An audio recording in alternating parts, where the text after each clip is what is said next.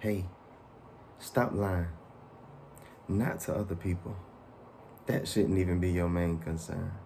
To be honest, you lie to other people even when you think you're telling the truth because you've lied to yourself about your motives, about your agenda, about your past, about what's going on in the present, and about where you're headed. And once you've been that dishonest with yourself, how do you explain to another person from such a place of delusion an accurate depiction of reality? You've been lying on accident, and sometimes you even lie on purpose. But for real, why do we do it? Why do we constantly lie to ourselves and pretend that we don't know that it's a lie? And to be more realistic, oftentimes we're not pretending that we don't know it's a lie. We genuinely don't know it's a lie. We say it with such conviction. We see signs of it seeming to be true because what we assume hardens into fact, just like Uncle Neville said. But it's a lie. It's an illusion that you're giving life to, and you don't even realize it because it's driving you deeper into this familiar state of chaos and havoc and emotional turmoil that leads you to psychological dysfunction that all makes you feel, you say, uncomfortable. But it's really the place that you call home.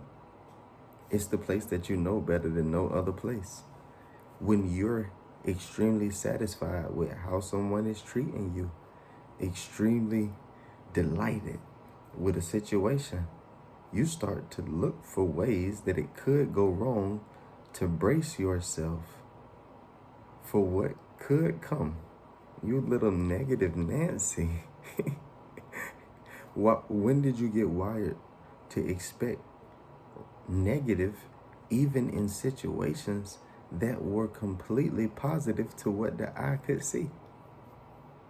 When you see all positive, you start checking for signs of corrosion under the surface out of suspicion, not because you're thorough in analytics. Stop lying. You're afraid. You're not trying to make sure you have all the information so that you can make an accurate decision. You're under the assumption that someone who is seeming to be of benefit and of pleasantries, you're suspicious that they may one day turn on you and become like the people from your past. So you operate with a certain reserve and you keep a watchful eye.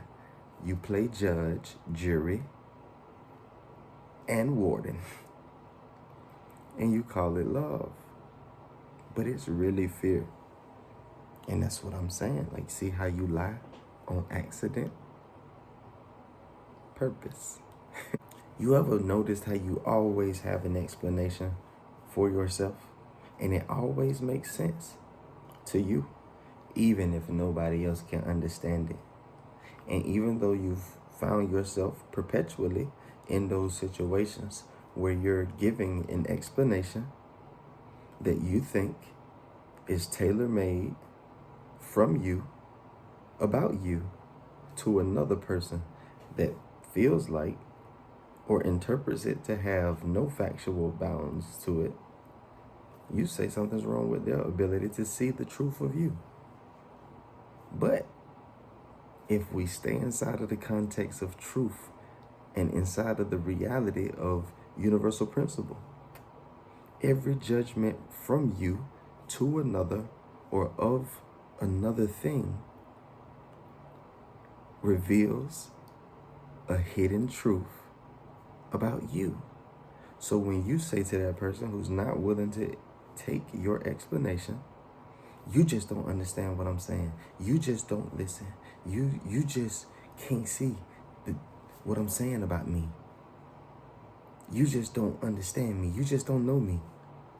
Well, all of those judgments may very well be true of that other person, but you know who else is true of? You, the speaker, the one talking, the one who is in that moment adamant about knowing themselves as they admit openly inside of a judgment of another that they do not know themselves either. But we always have an explanation. There are people that are in our lives that wreak havoc, again, that cause turmoil, that bring distress to us, that we say out of our mouth, we find to be displeasing and disrespectful and intolerable. But why are they still around?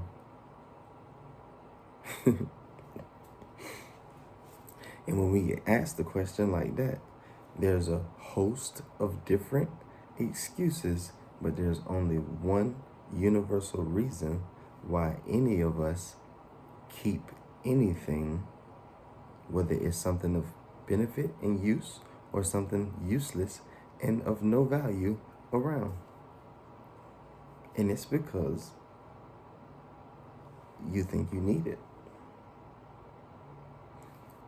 You are extremely protective of your car keys because you know that if you don't have your keys, you won't be able to crank your car.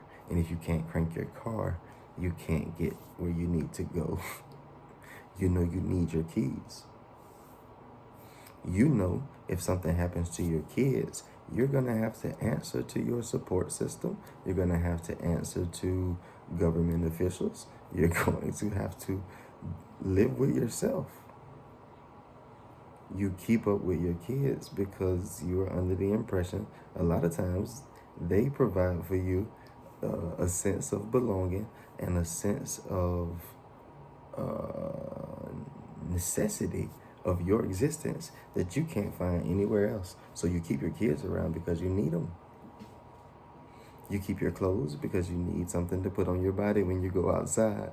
You keep your toothbrush because you care about your hygiene. I hope you only keep up with things that you need or things that you think you need, right? Because there's nothing that you do need. All things are yours already. Pre-existence. Inheritance, right? Whatever. You know that already. So you say.